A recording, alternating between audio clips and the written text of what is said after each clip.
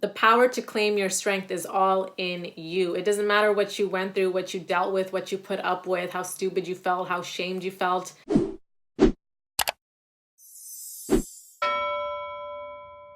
Hey butterflies, welcome back to the Mental Health Comic Verse. Welcome if it's your first time here. Thank you so much for tuning in. It's your girl Harley Quinn, and today I want to talk to you guys about leaving an abusive relationship. So I kind of want to go over the main topics, information that I came across that helped me in my healing journey, that helped me bring myself into awareness. Okay, it's kind of like a domino effect. It's like a little rabbit hole. Once you come across one piece of information, it leads to another and another. And there's just so much to cover. There's so much to explore. So the reason why I actually started my channel is because of Harley Quinn and her relationship with the Joker.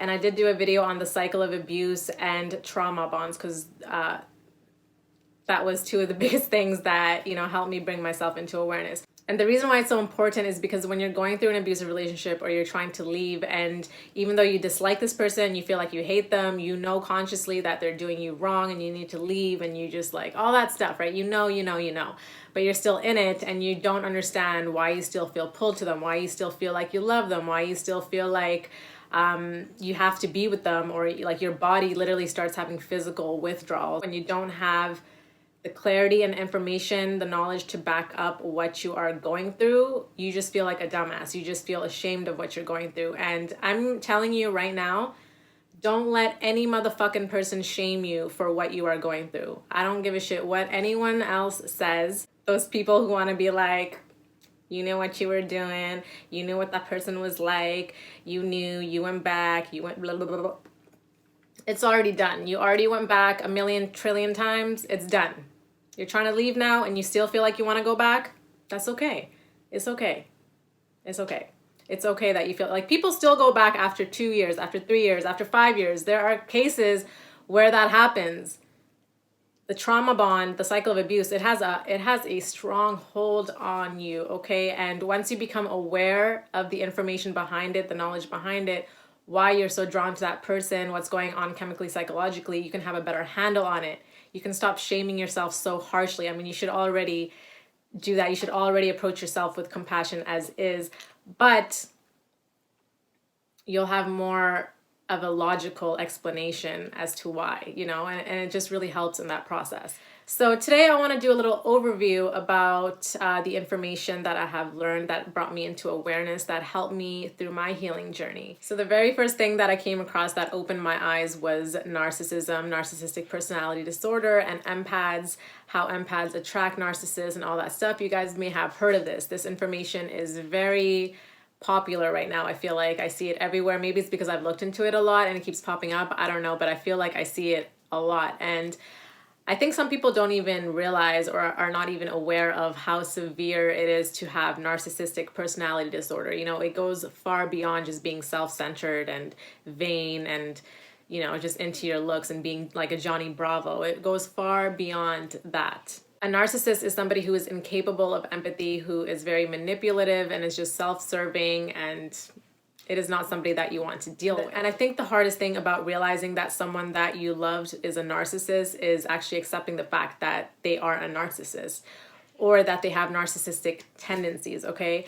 Now, you can look up information on information on information, okay? And I did this. I did so much research on narcissists, and I think I was just low-key looking for somebody to tell me their story, to tell me, well, no, like there was one person who did have empathy. There was one person who did change, who was capable of this, who was, whatever. But it's not going to change the fact that that person treated you how they treated you. And it's easy, especially in this day and age where the information is so accessible to us, we can find our own information to self-diagnose ourselves and other people. But at the end of the day, like it's a pretty severe thing to diagnose someone with narcissistic personality disorder. But whether you place that label on them or not, if they fit those qualities, that is someone you want to steer clear from, like just run. And that's something that anyone who talks about narcissism will tell you, just fucking run. Because I know for myself, I got very caught up in trying to understand the narcissist, the narc. And you know what? Let's talk about a narc for a second, right? Because a narc in real life puts you in jail and a narcissist puts you in a mental jail. And If you're in jail because of a narc, as much as they did you wrong, they may have betrayed you, maybe that was your friend and they ratted you out and now you're in jail because of this fucking narc. What's gonna come out of you sitting in that jail cell thinking about the narc, trying to understand the narc? Why did that narc try to mess me up? Why did that narc do this? What did the relationship we have, was it ever real? It doesn't matter. You're sitting in jail, and thinking about all that stuff is not gonna get you out of jail. You gotta think about what you did to allow yourself to be in that position to get yourself rotting in that jail cell in the first place. And that's kind of the toughest part of this whole thing, is facing the darkness, facing the awareness of what you did to bring yourself to that position. And that's kind of like the breaking point. That's kind of the low point. And that doesn't take away from the fact that this person did you wrong and that you don't deserve to be rotting in that jail cell. But you have to take accountability for how you ended up there in the first place. And that's one of the hardest parts in our healing process. We just have to understand that the darkness is meant to bring us to light. And we can't do that by focusing on the narc. We have to focus on ourselves. We have to focus on that jail cell that we're in, that mental jail, and how to get out of it. So look into it. There are channels dedicated to narcissism and healing from narcissistic trauma. But once you've gained the information and the awareness, if you feel like you don't need to keep looking at that information in order to help yourself heal, then just stop, okay? Stop focusing on that person and how they are the way they are, because that's their issue. And that's another thing, especially for empathetic people. Sometimes you recognize someone else's downfalls before they recognize it, and you self-diagnose, and you feel like you want to be that person, or you have to be that person to help them through it or help them see what you're seeing. Don't do it. First of all, it's not your responsibility. And secondly, no one is going to change when they don't want it for themselves. Like, you can tell them, this is the information that I found out and this is what I think you're dealing with, and blah, blah, blah, blah. If they don't want to hear it, if they don't give a shit, that's it. That's all you can do. And moving on to gaslighting, and I feel like this is just so common. So is narcissism, actually. I was very surprised to realize how many people are actually narcissistic in this world, whether they are actually narcissists with the disorder or run on the spectrum. It's pretty heavy out there right now, so be careful out there, okay? So anyways, back to gaslighting. So gaslighting is basically manipulation and going around in circles and arguments until the finger points right back at you. The abuser never takes fault for what they've done. It's always your fault. It's always you. It's always.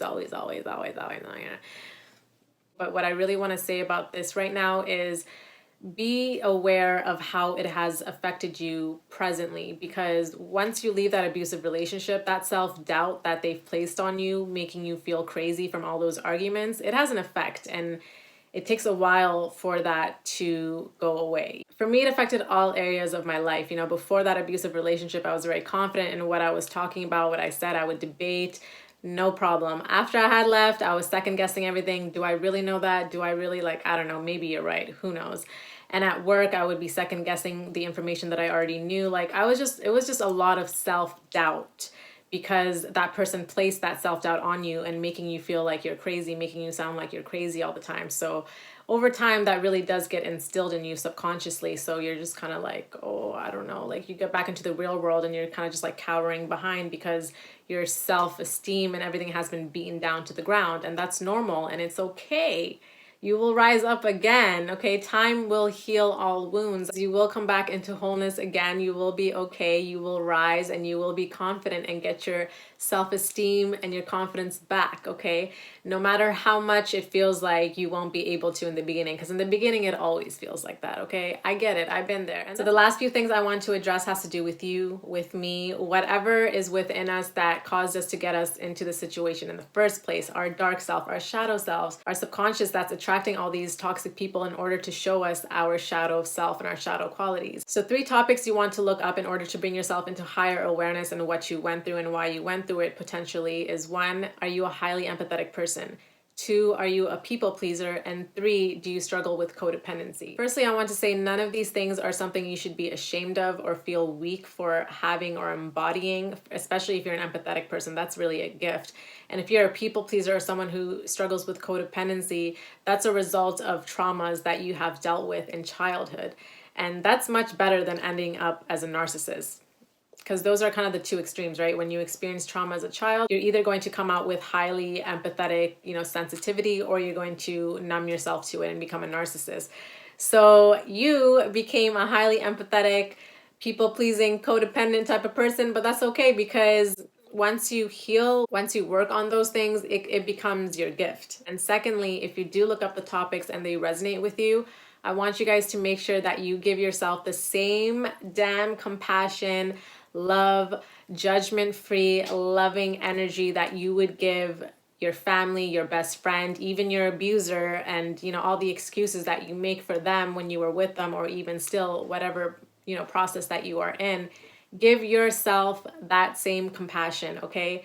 Because it's not as bad as it sounds. It's just not. People pleasing just sounds so like, oh my God, you're a people pleaser. Like, you really give a fuck what people think. And like, these are things that happen on subconscious levels, first of all, okay? I will say that I struggled with codependency and people pleasing, but I did not realize that I did, because that's not really how I acted outwardly to other people or just generally on a day-to-day basis.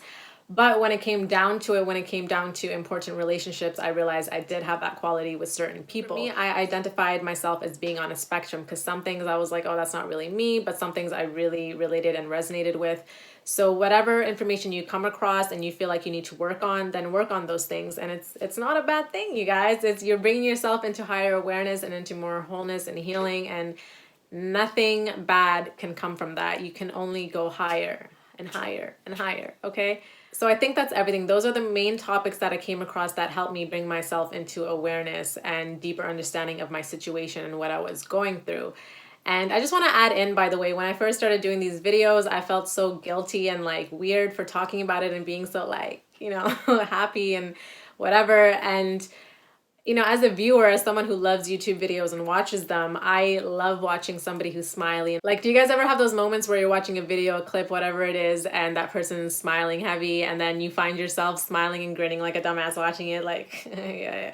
You know what I mean? Like, it's kind of like that. And I love, people smiling, and I feel like I absorb that energy. So I decided, you know what, I'm not going to hold back and try to not be smiley and stuff, because this is me, and I want you guys to also see that there is a brighter side, okay? And I am living proof of it. You can be this smiley and loving, and this is genuine right now, okay? Like, this right now, the place that I'm at right now, it is genuine happiness, let me tell you, okay? And you can get there too, I promise. Just make sure you're giving yourself love and compassion, because someone else might not. Maybe no one else around you will, and you are the only one that can give yourself that, especially with abusive relationships, because we all know how it is, okay? There's so many people that want to bash you. Why did you stay? Why did you keep staying? It's your fault anyways. And there's so much shame that goes into it. And then when you do speak out, it's like, oh, no one wants to hear your little victim ass shit. There's so much bullshit that revolves around this, and it just like blows my mind, because it's 70% or a very high percentage, don't quote me on that exact percentage, but it's a very high percentage of women who go through abuse. But it's still very, it's scary to talk about to a lot of people still, because we get shamed for it. No one wants to admit that they were in an abusive relationship, or that they were manipulated, or that they were gaslighted, because it makes us look weak. It makes us feel weak. But the reality is, it's only as weak as we allow it. If we say it how it is, and we feel empowered by it now, and we have come through the darkness, the power to claim your strength is all in you. It doesn't matter what you went through, what you dealt with, what you put up with, how stupid you felt, how shamed you felt. If you've come through it, if you feel like you're strong and you're, that's all on you. You are whatever you say you are. You have the power within you, and you can reclaim your power at any time. If someone is trying to make you feel weak and ashamed and belittle you, they don't have that power to make you feel that way unless you allow it. If you say, no, that's actually not true, that's not the case, you don't even have to explain yourself. Like, the power is all within you, baby, and you need to realize that, okay?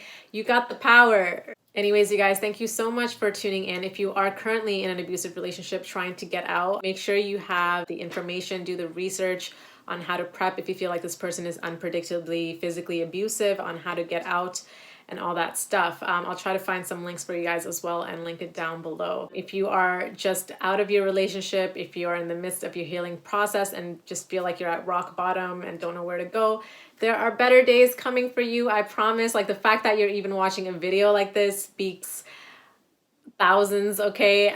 You are getting there. You will get there, okay? And just keep going. And anyways, on that note, you guys, stay flying free, and I'll see you guys next time.